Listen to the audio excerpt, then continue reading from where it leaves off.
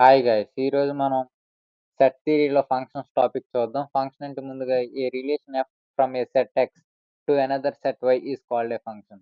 ముందుగా ఫంక్షన్స్లో వచ్చేసరికి types of functions one one onto bijective. ఇందులో ఈ మూడు టైప్స్ అనమాట. ఫస్ట్ వన్ వన్ అంటే ఏంటో తెలుసుకుందాం. వన్ వన్ అంటే a function f belongs to x to y is called one one.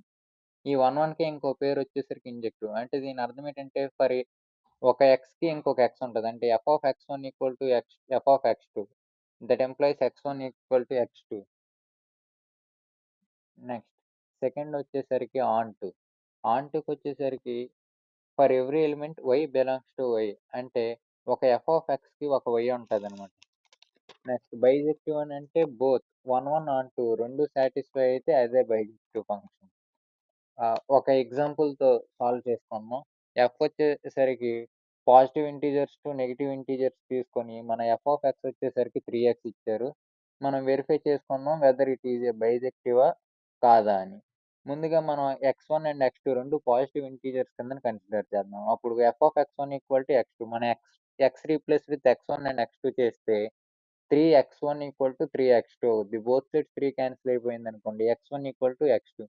So మనం చెప్పుకున్నది ఏంటి వన్ వన్ అంటే for every x there is another X. So మనం ఇచ్చిన ఫంక్షన్ అనేది వన్ వన్. ఇప్పుడు అది ఆన్ టు కాదో చూద్దాం. ఎందుకు వన్ వన్ ఆన్ టు రెండు అయితేనే బైజెక్టివ్ అవుద్ది కాబట్టి. ఆన్ టు అవ్వాలి అని అంటే మనకి for every x there is a y కాబట్టి సో మన ఎఫ్ ఆఫ్ ఎక్స్ని ముందుగా వై అనుకుందాం. అంటే 3x ఈక్వల్ టు వై, అదే వై ఈక్వల్ టు 3x. దాని నుంచి మనం ఎక్స్ అంటే ఏం రాసుకుంటాం, y/3.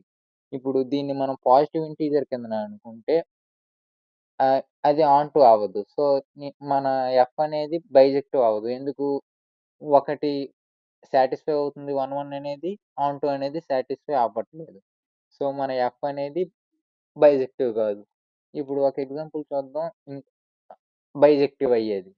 ఎఫ్ ఆఫ్ ఎక్స్ ఏమో ఎక్స్ ప్లస్ వై తీసుకుందాం. ఇక్కడ కూడా సేమ్ మన x1 x2 వచ్చేసరికి రెండు పాజిటివ్ ఇంటీజర్స్ అనుకుందాం. సో రెండు వైపులా x1తో చేసుకున్నాం అనుకోండి. బోత్ సైడ్స్ 5 క్యాన్సిల్ అయిపోతే సేమ్ మళ్ళీ x1 equal to x2 this is 1 1.